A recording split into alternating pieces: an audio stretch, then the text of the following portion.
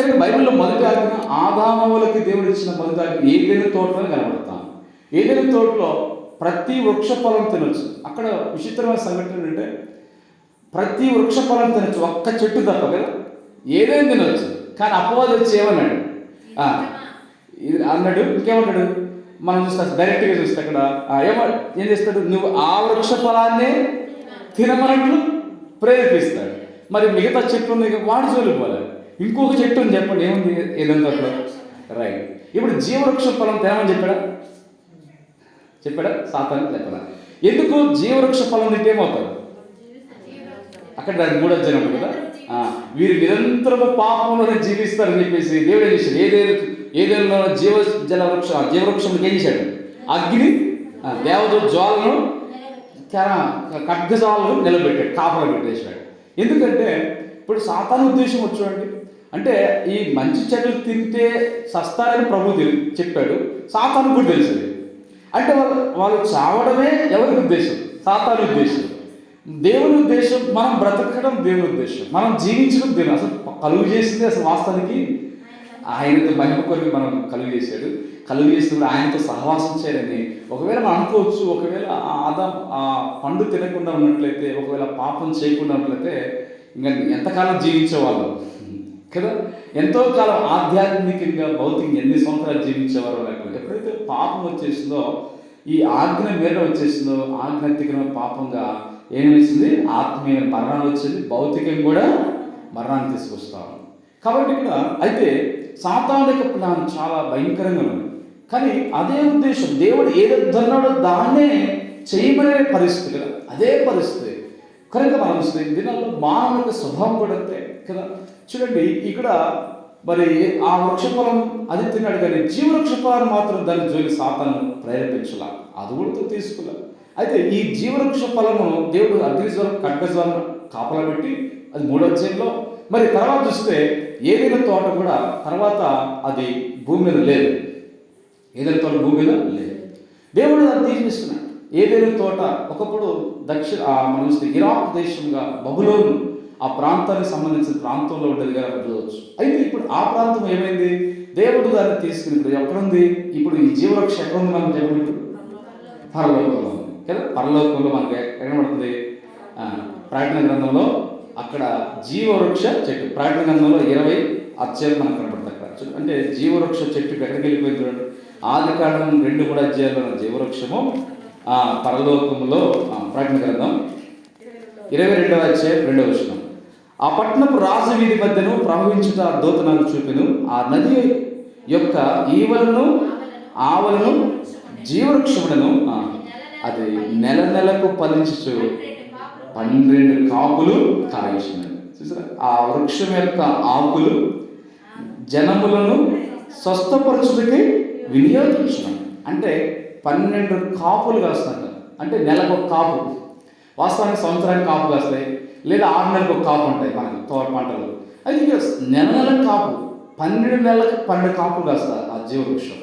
ఇప్పుడు కాపు కాయలు ఉన్నాయి, కాయలే కాదు ఆకులు కూడా దేనికి ఉపయోగపడుతుంది అంటే స్వస్థపరచడానికి ఉపయోగపడుతుంది. కాబట్టి చూసినట్లయితే ఇక్కడ జీవవృక్ష చెట్టు అనేది అక్కడ పరలోకంలో మనం కనబడతాం. కాబట్టి ఇక్కడ పరలోకం వెళ్ళింది. అయితే ఇక్కడ మనం దేని వాక్యం చూసినప్పుడు ఆదామవులు మొదటి ఆజ్ఞను అతిక్రమించిన వారు ఉన్నారు. ఈ ఆజ్ఞ అనేది మొదట అక్కడ మనం చూస్తే దాదాపుగా బైబిల్లో ఆజ్ఞలు సుమారుగా 6,000కు పైగా ఆజ్ఞలు కనబడతాయి. అంటే ఏమిటి, ఆదికాండం మనం చదువు 2:17 లాగా, ఇక కొన్ని తినకూడదన్నవి, లేదా చేయకూడదన్నవి, లేదా పలానా చేయాలన్నవి, చిన్నవి పెద్దవి అన్నీ కలుపుకుంటే 6,000కు పైగా ఉన్నాయి. పాత నిబంధనలోనే సుమారు 5,000కు వాగ్దానాలు ఉన్నాయి. క్రొత్త నిబంధనలో 1000కి పైగా ఆజ్ఞలు ఉన్నాయి. పాత నిబంధనలు 5,000కు సుమారు పై ఉంటే క్రొత్త నిబంధనలో 1000కి పైగా ఆజ్ఞలు ఉన్నాయి. అవన్నీ కూడా చిన్నవి, వాటిని కలుపుకుంటే ఉదాహరణకు మనం చిన్న ఆజ్ఞలు ఏమున్నాయి, చిన్నవి మీరు అన్యులతో సహవాసం చేయకూడదు అంటాడు. లేదా పాత ఇశ్రాయేలుతో మీరు వారితో వివాహం అందకూడదు అంటాడు.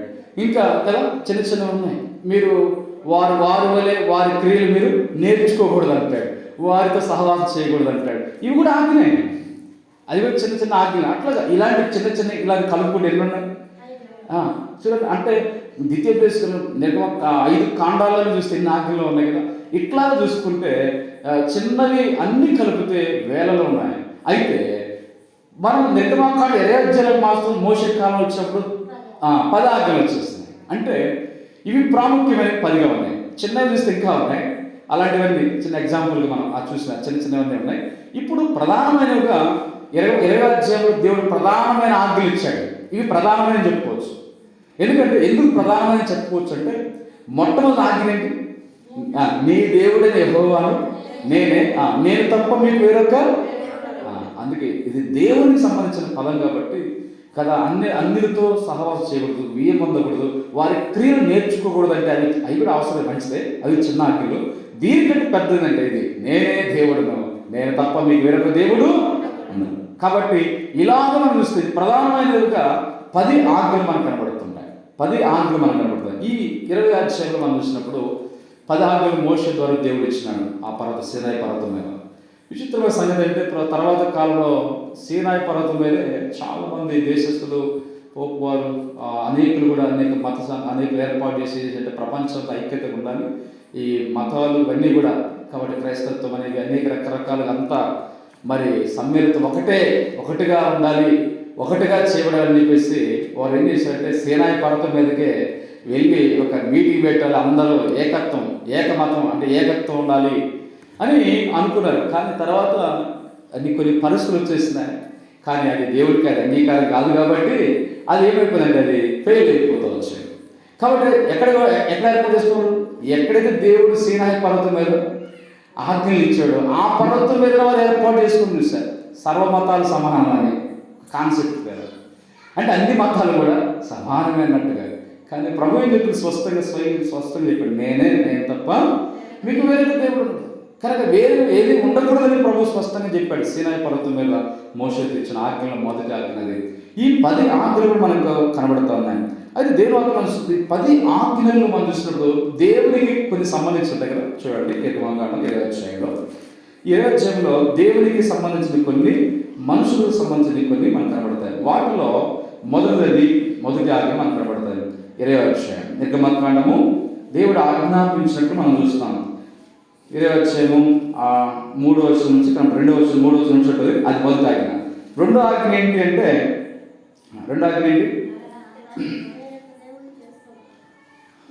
అదంతా మొదటి దాంట్లోకి వస్తుంది. రెండవది నీ దేవుడు యెహోవా నామమును వ్యర్థంగా వచ్చినప్పుడు వస్తారు. ఆ తర్వాత మూడోది విశ్రాంతి దినమును పరిశుద్ధముగా ఆచరించుకున్నాము. విశ్రాంతి దినం కూడా ఆజ్ఞది, పరిశుద్ధంగా ఆచరణ. అందుకే ఆదివారం పాత్రలను శనివారం. కాబట్టి విశ్రాంతి దినమును పరిశుద్ధంగా ఆచరణ. ఆ తర్వాత ఇంకేముంటుంది ఇక్కడ? ఆ తర్వాత 4వ చూస్తే నీవు దీర్ఘాయుష్మంతులు ఉన్నట్లు నీ తల్లిదండ్రులను సన్మానించు. ఆ తర్వాత 5 నరహత్య చేయకూడదు, 6 విచ్చడు, 7 దొంగడు, 8 నీ పొరుగు వాని మీద అబద్ధ సాక్ష్యం ఆశకూడదు, 10 ఏదైనా కూడా ఆశం. ఇక్కడ మనకి 10 విషయాలు మనకు కనబడుతున్నాయి. 10 ఆజ్ఞల్లో మొట్టమొదటి దేవునికి సంబంధించిన పదాలు కనబడుతున్నాయి. అంటే దేవుని తప్ప వేరొకటి కలిగి ఉండకూడదు, ఆయన నామాన్ని వ్యర్థంగా ఉచ్చరించకూడదు, మా విశ్రాంతిని పరిశుద్ధంగా ఆచరించాలి. ఇవన్నీ కూడా మొదట దేవునికి సంబంధించి. ఆ తర్వాత తల్లిదండ్రులు, మనుషులకు సంబంధించినవి. ఆ తర్వాత నరహత్య, ఇవన్నీ కూడా దొంగిలించకూడదు, పొరుగు ఇవన్నీ కూడా మనుషులకు సంబంధించినవి. కాబట్టి ఇక్కడ మనం చూసినప్పుడు ఈ 10 ఆజ్ఞలు మనం చూసినప్పుడు ఈ 10 ఆజ్ఞలు ఇలాగా ఇశ్రాయేలుకు దేవుడు మోషే ద్వారా ఇస్తే ఇదే సేమ్ యాజిటీస్గా మనకు ద్వితీయోపదేశకాండం 5వ అధ్యాయంలో కూడా రెండవసారి ఉపదేశిస్తూ ఇదే మాటలు అక్కడ మనకు కనబడతాయి. అంటే ద్వితీయోపదేశకాండం 5వ అధ్యాయం 8 నుండి ఈ 10 ఆజ్ఞలు మరొకసారి కనబడతాయి. అక్కడ ఈ 10 ఆజ్ఞలు కూడా రెండవసారి, ద్వితీయోపదేశం అంటేనే రెండవసారి ఉపదేశించడం. అంటే వాటిని యాజిటీస్గా నిర్గమకాండంలో రాయబడిన ఆజ్ఞలు మరలా మోషే వాటిని ప్రస్తావిస్తాడు. ఇలా కొండ మీద నాకు ఇలాగ ఆజ్ఞలించాడు. అంటే ఈ 10 ఆజ్ఞలు మనకు కనబడుతున్నాయి. పాత నిబంధన ప్రాముఖ్యమైన ఆజ్ఞలు, పెద్ద ఆజ్ఞల్లో. ఇప్పుడు మనం క్రొత్త నిబంధనకు వస్తే కల్లా ఇప్పుడు 10 ఆజ్ఞలను ఏం చేయబడ్డాయి? రెండుగా విమర్శపడ్డాయి. కుదించినప్పుడు విమర్శపడ్డాయి. అంటే మొదటి ఆజ్ఞ నీ దేవుడైన యెహోవాను పూర్ణ హృదయంతోను, పూర్ణాత్మతో, పూర్ణ మనసుతో, పూర్ణ వివేకంతో, పూర్ణ బలముతో ప్రేమించవలను అని. అంటే ఈ మొదటి ఆజ్ఞలోనే ఇవన్నీ ఉన్నాయి. నీ దేవుడిని ఆయనే ప్రేమించమంటే ఇంకా వేరే ఒకటి వద్దని అర్థం. అదే సమయంలో నువ్వు దేవుడిని ప్రేమిస్తే ఏం చేస్తావు? ఆయనే కలిగి ఉంటావు. దేవుడిని ప్రేమిస్తే ఏం చేస్తావు? ఆయన నామాన్ని అర్థంగా ఉచ్చరించవు. దేవుడిని ప్రేమిస్తే ఏం చేస్తావంటే ఆయన విశ్రాంతి దినాన్ని పాటిస్తాం. నూతన నిబంధన ఆదివారం పాటిస్తాం. అంటే ఈ ఆజ్ఞలుగా మనం చూస్తే మొదట్లోనే ఇవన్నీ ఇమర్చబడి ఉన్నాయి. దేవుడిని ప్రేమించేవారు చేస్తారు. ఇది దేవుడిని ప్రేమించినప్పుడు ఇవి చేసిన విధానాలుగా. ఇప్పుడు రెండవ ఆజ్ఞలకు వస్తే నిన్ను వలె నీ పొరుగు వారిని ప్రేమించు. ఇప్పుడు పొరుగు వారిని ప్రేమించే అనే విషయము ఇక్కడ ఏముంది తెలుసా? 12 నుండి ఈ 17 వరకు నిర్గమాకాండ 25 రానట్లు ఈ మనుషులకు వర్తించే ఫలాలన్నీ నిజంగా నిన్ను వల్లే నీ పొరుగు వారిని ప్రేమించినప్పుడు ఏం చేస్తామంటాం? వాళ్ళని ఏం చేస్తాం? తల్లిదండ్రులు సన్మానిస్తాం కదా, తల్లిదండ్రులు సన్మానిస్తాం. నరహత్య చేయం. ఎందుకంటే ఇతరులను ప్రేమించినప్పుడు నరహత్య చేయగలుగుతామా? చేయలేము. ఇతరులను చంపలేము. ఎందుకంటే నిన్ను ప్రేమించుకున్నట్టుగా ఇతరులను కూడా ప్రేమించమన్నారు కనుక. కానీ ఇతరులను ప్రేమించినప్పుడు నరహత్య చేయలేం. అయితే ఈ దినాల్లో ఎంత నరహత్య జరుగుతుంది భూమి మీద. అంటే నరహత్యలు చేస్తున్నారంటే ఏంటంటే వారికి ఒకరి మీద ఏమి లేదు, ప్రేమ లేదు. ఇలాంటి ప్రేమ లేక చంపుకునే పరిస్థితి కదా.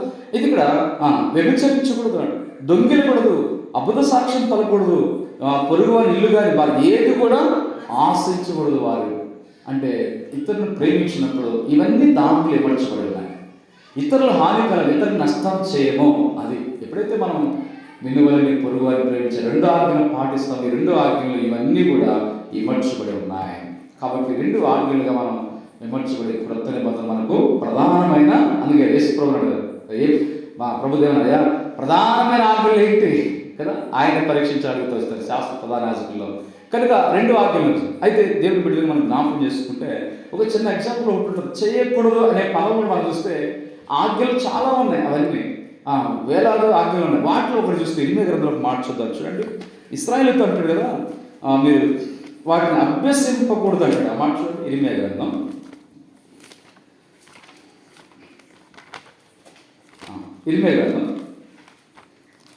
అన్ని జిల్లా మీరు ఆచారం చూడండి. 10 అధ్యాయం 1 నుంచి చదవండి. 10 ఇశ్రాయేలు చూస్తున్నారా?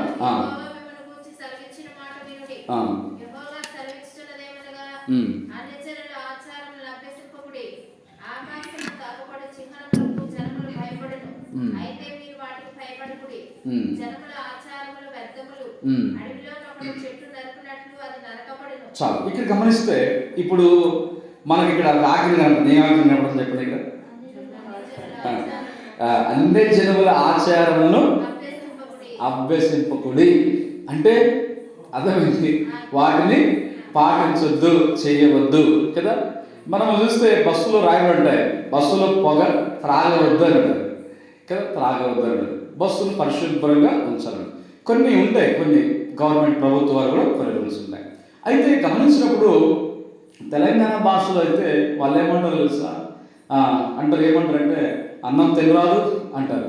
అన్నం తినరాదు అంటే తినరాదు అంటే అర్థం ఏంటి తెలుసా? 2 అర్థాలు ఉన్నాయి. వాళ్ళు చెప్పే ఉద్దేశం ఏంటంటే తినమని, కానీ అసార్థం ఏంటి? తినవద్దు అని అర్థం. అంతే కదా. బస్సులో పొగ తాగొద్దు అంటే పొగ తాగరాదు అంటే అర్థం ఏంటి? తాగమని కాదు, తాగొద్దు అని అర్థం. కానీ తెలంగాణ భాషలో చూస్తే తినరాదు, పోరాదు అంటుంటారు. అంటే అవి వద్దనే పరిస్థితులు అంటుగా వస్తాయి అసలు అర్థమైతే. సరే, ఇక్కడ ప్రభు కూడా ఏం చెప్తున్నాడు ఇశ్రాయేలు తోటి? యెహోవా సెలవిచ్చిందేమనగా అన్ని జనముల ఆచారములు అభ్యసింపకుడి. ఆచారములు అభ్యసింపకుడి. వాస్తవానికి ఈ దినాల్లో ఇశ్రాయేలు కొన్ని సందర్భాలు అభ్యసించారండి. అన్ని జనుల ఆచారాలు అభ్యసించారు. ఈ అన్ని జనుల ఆచారాలు అభ్యసించడం వల్లనే వారికి ఏమైంది తెలుసా? మీరు అన్ని జనులతో సహవాసం చేయొద్దని ఎందుకు చెప్పట్లేదు తెలుసా? మీరు కూడా అన్నిలా ఏం చేస్తారు? వారి క్రియలు చేస్తారు, వారి క్రియలు చేస్తారు. అన్ని జనుల వల్ల మీరు వారి క్రియలు నేర్చుకుంటారు. అన్నిలు చేసే క్రియలు మీరు నేర్చుకుంటారు, చేస్తారు. అందుకొరకే మీరు వారి క్రియలు చేయగలరు. కనుక దేవుడి పిల్లలు మనం జ్ఞాపకం చేసుకుంటే మన జీవితాల్లో మనము చేయకూడనివి ఉన్నాయి. అన్ని జనుల ఆచారాలు కదా. ఏంటి కదా అన్ని జనుల ఆచారాలు? ఏంటో రకరకాల ఆచారాలు ఉన్నాయి. కదా, పున్నమని, అమావాస్య అని కదా చెప్పండి. ఎన్ని ఆచారాలు వేస్తున్నారు. కొంతమంది అయితే శ్రావణ మాసం అని, కార్తీక మాసం, ఇంకోటి వివాహాలైన తర్వాత ఆడపిల్లలకి వివాహాలైన తర్వాత ఏంటంటారు ఆషాఢం కదా, ఆషాఢ మాసంలో అల్లుడి గారి ఇంటికి రాకూడదు, అల్లుడు వాళ్ళ ఇంటికి ఉంటాడు, కూతురు తల్లిదండ్రులు. ఇక్కడ ఏంటి అసలు బైబిల్లో దేవుడి వాక్యం ఏమైంది? వారు ఇద్దరు భార్య భర్తలు ఉన్నప్పుడు వారిని వేరు చేయకూడదని బైబిల్ చెబుతూ ఉంటుంది. వారు కుటుంబం కూడా అని చెప్తుంది. కానీ ఈ ఆచారం చేస్తుంది ఒకరికొకరు వేరు చేస్తూ ఉంటుంది. ఇంకా చెప్పండి, మనుషులు వేరు చేయడమే కాదు, అసలు దేవుణ్ణి మనుషులు కూడా చెప్పండి వేరు చేస్తుంది కదండి. ఎంత ఆచారాలు ఉన్నాయి, ఎన్నో పరిస్థితులు ఉన్నాయి. కాబట్టి దేవుడు కూడా మనం జ్ఞాపకం చేసుకుంటే ఈ అన్ని జనుల ఆచారాలు, అందుకే ఇక్కడ ఏమంటాడు, ఇక్కడ ఆకాశం తగ్గపడే సింహనాలకు మీరు జనాలు భయపడతారు, మీరు భయపడద్దు, మీరు భయపడద్దు, వాళ్ళు భయపడుతూ ఉంటారు. ఒకప్పుడు చంద్రుడు అంటే కొన్ని అమావాస్య అంటే కొన్ని పరిస్థితులు ఆకాశం ఏదైనా జరిగినప్పుడు కొన్ని తోక చుక్కలు ఉన్నప్పుడు ఒకసారి అంతమంది చూశాను. ఏదైనా తోక చుక్క అటు వెళ్ళిపో ఏదో కింద పడడం అనిపించగల చూసామా చూడకూడదు అనుకుంటారు. పడేది చుక్కను చూడలేదు, అది పడిందంటే ఎవరో మహానుభావుడు చనిపోయినాడు అంటారు, ఒక రాజుగా చనిపోతారు, గొప్పలు చచ్చిపోతారు, ఆ చుక్క పడిపోయిందంటారు. మన కనుక బైబిల్లో తూర్పు దేశం జ్ఞానం ఎవరు నాకు ఆ నక్షత్రాలు చూసి మహారాజు గొప్ప ఆయన పుట్టారని ఆయన చెప్పి వాళ్ళు చెప్పి కరెక్టే. కానీ మన జ్ఞానం చెబుతారు, ఏం చెప్తారు, మన భూమి మీద జ్ఞానం చెబుతారు, అబ్బా తోక సుఖపడతా చూడకూడదు చూసావా, మన నష్టం హరిస్తుంది, కీడు వచ్చేస్తుంది, కాబట్టి ఎవరో చనిపోయారని చెప్పేసి అంటారు. కానీ ఎవరు చనిపోలేదు. అవి తోక చుక్కలు నక్షత్రాలు ఆకాశంలో కనబడాలి, దేవుడి సృష్టిలో అవి బాగా ఉంటాయి. అంటే ఆకాశం దేనికి ప్రధానికి భయపడిపోతాం, అంటే వాస్తవానికి భయపడవలసిన వాటికి దేవునికి భయపడకుండా భయపడకూడని వాటికి మానవులు భయపడుతూ ఉన్నాడు. అందుకే అన్ని జనులు అభ్యసించే వాటిని దినాలు నేర్చుకుంటున్నారు దేవుని ప్రజలు. కనుక దేవుని ప్రజలను వాటిని మనం అభ్యసించకూడదు, అభ్యాసం చేయకూడదు, ఎక్సర్సైజ్ అభ్యాసం నేర్చుకోవటం. కనుక మనం అలాగా వాటిని మనం వాడుక చేసుకోవటం, కంఠస్థ చేయటం, ధ్యానం చేయటం, ఇన్ని పరిస్థితులు ఉన్నాయి. కాబట్టి చాలామంది ఈ పరిస్థితులకు నిండిపోతున్నారు. దేవుని ప్రజలుగా మనం వాటన్నిటి గురించి కూడా ప్రత్యేకించబడడం దేవుని ఉద్దేశం. కాబట్టి ఇలాంటి బైబిల్లో అలాంటి చేయకూడదు, అభ్యసించొద్దు అన్ని జనుల వల్లే. విచిత్రమైన సంఘటన అంటే దినాలు మనం చూస్తే వాస్తవానికి మనకి వినబడుతున్న ఏరియా అంతా మనం చాలా క్రిస్టియన్ ఏరియా కాబట్టి వాస్తవానికి మనం బయటకు పెట్టాల్సిన క్రిస్టియన్. అయితే ఇక్కడ గమనిస్తే అంటే ఈ దినాల్లో ఒకప్పుడు హైందవులుగా ఉండే దేవుని నమ్మిన వారు ఏం చేస్తారు, విడిచిపెడుతున్నారు. విచిత్రమైన సంఘటన అంటే క్రైస్తవులు అని చెప్పుకుంటున్న వారు చాలామంది ఏం చేస్తున్నారు, హైందవులు చేసేవాళ్ళు పట్టుకుని ఆడుతున్నారు. నేను గమనించి చెబుతున్నాను. అంటే చాలామంది దినాలు క్రైస్తవులు అంటే నిజంగా ఉన్న వాళ్ళు కొంతమంది ప్రత్యేక ఉండాలి, మంచిది, అందరూ అట్లా చేయట్లేదు, చాలామంది ఎక్కువ మంది చేసేవాళ్ళు. కాబట్టి ఇప్పుడు చాలామంది అన్ని జనులు ఏవైతే వదిలిపెట్టారో విడిచిపెట్టారో నాకు అనిపిస్తామంటే మేము విడిచిపెట్టిన వాళ్ళు క్రైస్తవులు చేస్తున్నారు. నా అనుమానం చెప్పగలను. మేము హిందువులు అయింది, ఐందవులమైంది, మా తాతలు ముత్తాతలు మేము ఐందవ భక్తులు ఐందవులమైంది, ఆ అన్ని ఆచారాన్ని చేసాడు. నేను చెప్పాలంటే గంట టైం పట్టదు ఏం చేసాడో చెప్పాలంటే. అయితే అలాంటి చేసిన మేము అన్ని అంటే లోకపరంగా సాంప్రదాయ భక్తి పరంగా అలాంటి అన్ని చేసిన వాళ్ళము అవన్నీ విడిచిపెట్టేస్తున్నామండి. ఒక చిన్న ఎగ్జాంపుల్ అయితే నాకు చిన్నప్పుడు జరిగింది చెబుతున్నా. మా అమ్మ వాళ్ళు పౌర్ణమి రోజు చంద్రుడు మొట్టమొదటిగా కొద్దిగా కనపడతాడు, నెలకొడుపు. ఆ నెలకొడుపు రోజు మా అమ్మ వాళ్ళు చాలాసార్లు ఇంట్లో పెద్దోళ్ళు కదా నా ముఖం చూసిన వాళ్ళకి మంచి కలిగిందంట. అట్లా చాలాసార్లు దేవుని నమ్మకం ఉంది, దేవుని నమ్మకం నువ్వు చాలాసార్లు చంద్రుడు చూడటం వెంటనే కళ్ళు మూస్తుంది, ఏం చూడక నా ముఖాన్ని చూసేవారు మా అమ్మ వాళ్ళు ఇంట్లో. అట్లా ఏ మంచిగా జరగలేదు అనుకోండి. అంటే చూడండి, అంటే అదొకటి అలాగా దేవుని నమ్మకం అనుకో, అలాగా అదొక సెంటిమెంట్లు, అలాగ పద్ధతులు ఉన్నాయి, ఇలాంటివి చాలా ఉన్నాయండి. అయితే మేము రక్షించబడ్డ తర్వాత దేవుని నమ్ముకున్న తర్వాత అవన్నీ విడిచిపెట్టేసాం. కానీ అవన్నీ పోయినా దేవుని కృపను బట్టి. కనుక అవన్నీ కూడా అక్కడ మేము దైవ సేవకులు కానీ అక్కడ ఉన్న వాళ్ళు కూడా అవన్నీ చాలా జాగ్రత్తగా అన్నోళ్ళు కూడా అలా చేసి పరిచయాలు దేవుని కృపట అన్నీ నేర్చుకోగలుగుతావచ్చు దైవికమైన వాటిని. కాబట్టి మేము ఇప్పుడు చూస్తామంటే మేము వదిలిపెట్టిన వాటిని, హిందువులు వదిలిపెట్టిన వాటిని క్రైస్తవులు పట్టుకున్నారని అనిపిస్తాం. ఎంత సిగ్గు చేయడండి కదా, ఎంత అవమానపడాలి కదా దేవుని బిడ్డలంగా మన జీవితాల్లో. అయితే కొంతమంది క్రైస్తవులు ఉన్నారు, ఆత్మీయులు ఉన్నారు, విడుదల పెట్టి ఉన్నవారు ఉన్నారు. అసలు క్రైస్తవులు అంటే మన కులమతం కాదు, క్రైస్తవులు అంటే క్రీస్తును వెంబడించేవారు. బైబిల్లో కులమతాలు లేదు. కాబట్టి క్రీస్తును వెంబడించేవారు, క్రీస్తును అనుకరించేవారు, క్రీస్తును ఫాలో అయ్యేవారు. క్రీస్తును హృదయంలో కలిగి ఉన్నవారు, వాక్యాన్ని కలిగి ఉన్నవారు, ప్రభువుని వెంబడించే జీవితం గలవారు అందరూ క్రైస్తవులు కదా. వారిని క్రైస్తవులు చెప్పుకోవాలంటే